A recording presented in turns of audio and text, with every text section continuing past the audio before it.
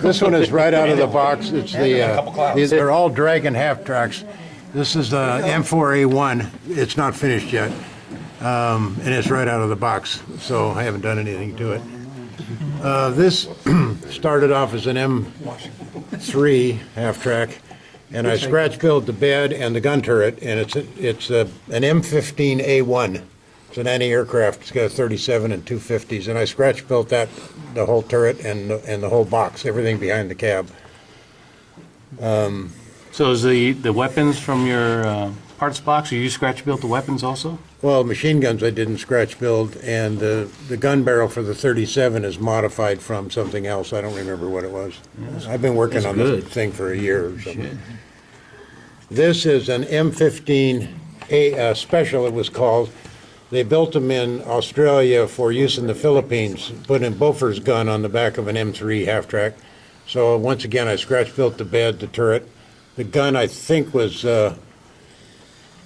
AFV Club, I think is their 40. There's four different 40 millimeters on the market, and I've got them all. 4 different brands, and there's about 7 different guns, and I've got them all, and they're all pretty good, except Hobby Boss does one on a French, it's on a 2.5-ton truck, but it was a French one, and that gun sucks, and a Tellurize really sucks. But DML and AFV Club both build really good 40 millimeters. So anyway, so that's scratch-built bed, scratch-built box back here, scratch-built turret, and modified the gun. And I didn't put the sighting stuff on that because these were used for, they weren't used for any aircraft. They were used for bunker busting and stuff. And most of the pictures I've got, they didn't carry the regular sighting equipment like is on this 37. Right. So I just left it off. This is an M16A1.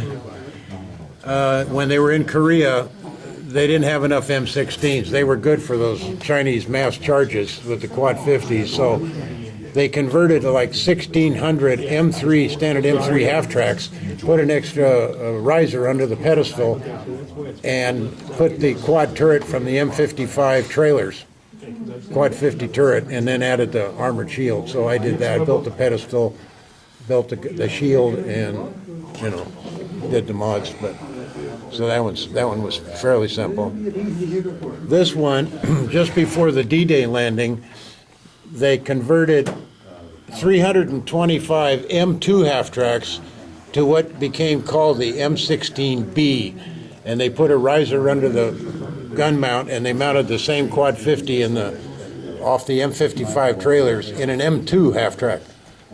So I had to build one of those. So what's the difference between the M3 and the M2? The M3 is the box is longer. Okay. And there's a little bit difference in suspension and some of the hardware underneath on the suspension. It's basically a stretched hull. The M3 was stretched over the M2.